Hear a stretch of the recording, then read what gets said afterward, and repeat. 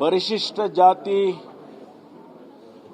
ಶಾಸಕರ ಸಭೆಯನ್ನ ಮಾನ್ಯ ಮುಖ್ಯಮಂತ್ರಿಗಳು ಬಜೆಟ್ಟಿನ ಪೂರಕವಾಗಿ ಕರೆದಿದ್ರು.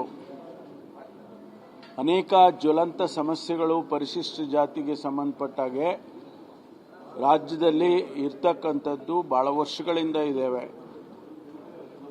ಪ್ರಥಮ ಬಾರಿಗೆ ಇಡೀ ದೇಶದಲ್ಲಿ ಮಾನ್ಯ ಸಿದ್ದರಾಮಯ್ಯನವರು SC/ST ಕಾಯ್ದೆಯನ್ನು ತರೋದರ ಮೂಲಕ ಜನಸಂಖ್ಯೆಯ ಆಧಾರದ ಮೇಲೆ 24.1% ಬಜೆಟ್ನಲ್ಲಿ ಮೀಸಲಾತಿಯನ್ನು ಇಡಬೇಕು, ಅಲೋಕೇಶನ್ಸ್ ಅಲ್ಲಿ ಇಡಬೇಕು ಅಂತೇಳಿ ಕಾನೂನನ್ನು ತಂದರು.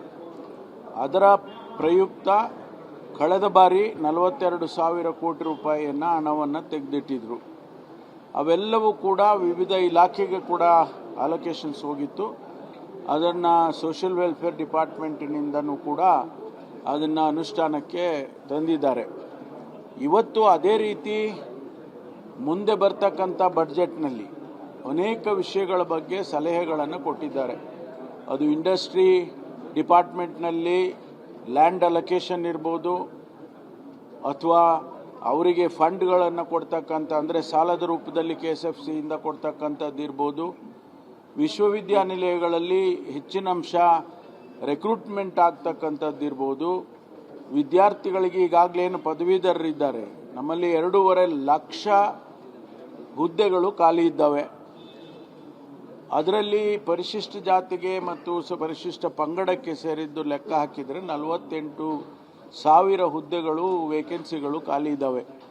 ಅದನ್ನು ತುಂಬಬೇಕು.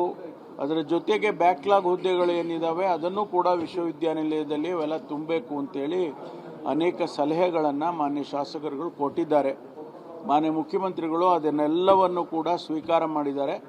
ಬರ್ತಕ್ಕಂಥ ಬಜೆಟಲ್ಲಿ ಎಷ್ಟು ಸಾಧ್ಯ ಆಗ್ತದೆ ಅದನ್ನು ನಾನು ಮಾಡ್ತೇನೆ ಅಂತಕ್ಕಂಥ ಭರವಸೆ ಮಾತುಗಳನ್ನು ಕೂಡ ಕೊಟ್ಟಿದ್ದಾರೆ. ಇಷ್ಟು ಇವತ್ತಿನ ಸಭೆಯಲ್ಲಿ ನಡೆದಂಥ ವಿಚಾರಗಳು.